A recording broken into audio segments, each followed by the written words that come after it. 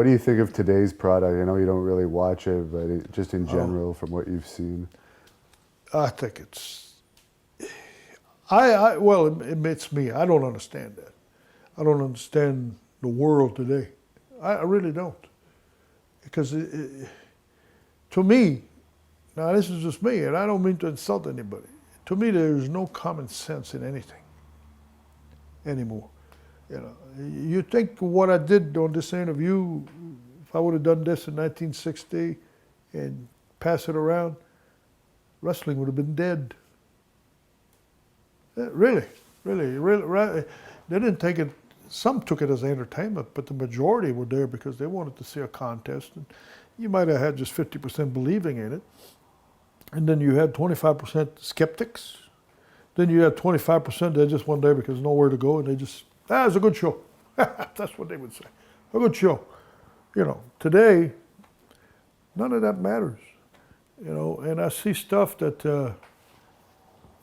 well, like McMahon coming off the 30-foot drop. Oh, yeah.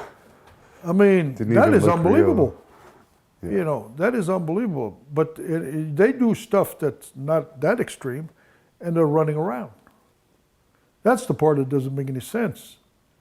You know. Yeah. I mean, why do that if you're not going to take advantage of it? But the mentality is different. The psychology is, I guess, is not important. You know, I think the music, the explosions and the lights and the booms and the bangs and the interviews and the tattoos and whatever, the whole, I guess that's what people are into. Well, it's successful, so I'm not knocking it. I don't understand it, you know, and I couldn't do that stuff. If wrestling would have been like that when I broke in, I would have been a plumber or something. Some kind of. But in general, the industry is not as successful as it used to be because there's. I think wrestling is dead. Yeah. In this way. We used to have wrestling in every town. That's weekly. Like North Carolina, for example, you had 2 to 3 towns every night. Every night of the week. And you had to be very good at booking because you were in the same town weekly to keep a good average. You couldn't do that today. Well, that's gone. So count all those fans all over the country, all those towns. Now they go to the big shows, right? They run the big towns.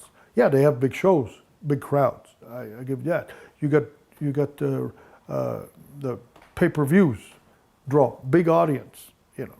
But what I'm talking about is local wrestling, the weekly, you know, and all that stuff. That's all gone.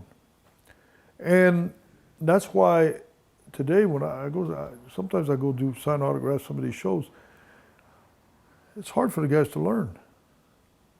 Because first of all, if you're wrestling with a guy that's got the same experience or 6 months or a year more than you, who's teaching who? It doesn't rub off. Wrestling, when you're wrestling with somebody that's good, it rubs off on you. And you wrestle with this other guy, and you start watching, you know, a lot of things, you know, you pick it up and you don't have to copy. Today I think it's too much copying about clotheslines and a lot of repeats, you know, and you don't see too many guys having a totally different style, like in the old days. You know, you had guys, you know, like Yvonne Robert, Rougeau's, Kowalski, guys like that, you know, they were all different. None of them look alike. It was, you got a lot of look alike today. I mean, just at a glance. You know, if you look at them for a while, then you'll see, you know, the guy's taller, bigger or something. But they go in the ring dressed up a lot the same, you know. But what the heck, that's the world today, and it's successful, so